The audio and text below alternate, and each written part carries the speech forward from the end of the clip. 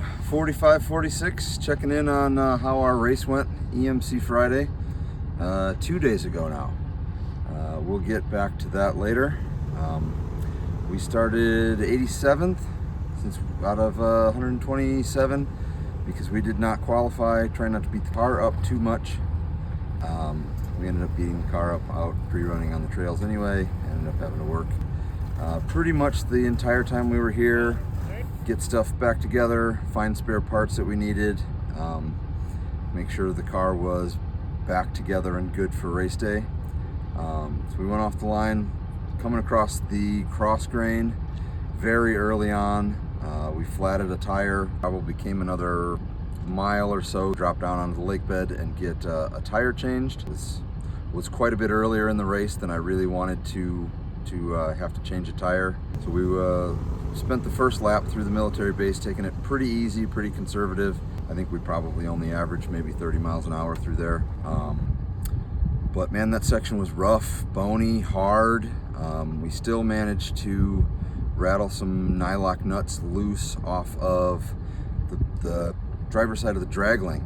We were probably stopped for half an hour, finding a bolt somewhere else on the car that we could take out and live without for a while, put back in the drag link, snug it down. Ended up being a size too small, but we rammed it down as tight as we could get it, and again took off, managed to flat our second tire about 3 miles out of RP2. Came into RP2. My buddy Bill was an absolute rock star. Got the right size bolt back in the drag link, head back down to Hammertown, complete lap 1, went back out for lap 2 with fresh tires.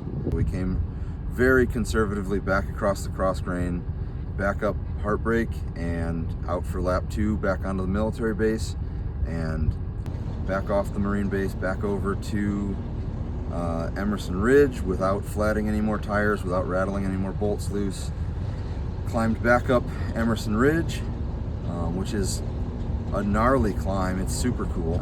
Came into Aftershock with, I think we heard over the radio, 10 or 11 cars plugged up in there as we came in. Some of them were working through, some of them were completely disabled. We picked through a couple of cars and we came up to a spot where there's a 4600 car with a dropped drive shaft that was broke basically right in the middle of the two potential race lines through there for this car. And at that point we were 10 minutes to 4. We were really trying to get through the trail there to get up to RP2 before the 4:30 cutoff so we could keep going.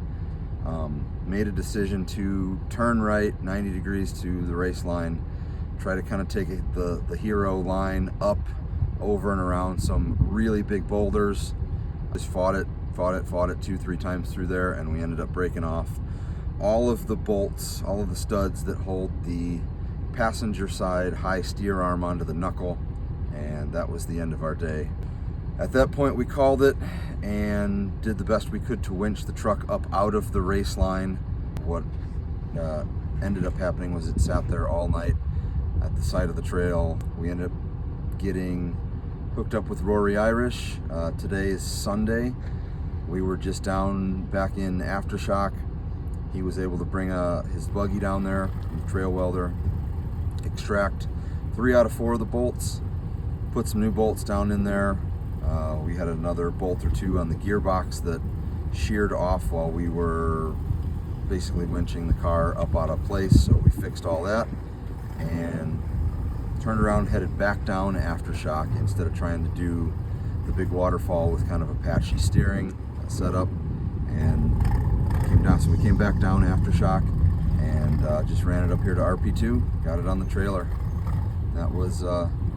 That was our race. That was our day. We fought really hard all day. We got beat up quite a bit all day. This thing's definitely more of a rock crawler than a desert racer, so we got beat up pretty good.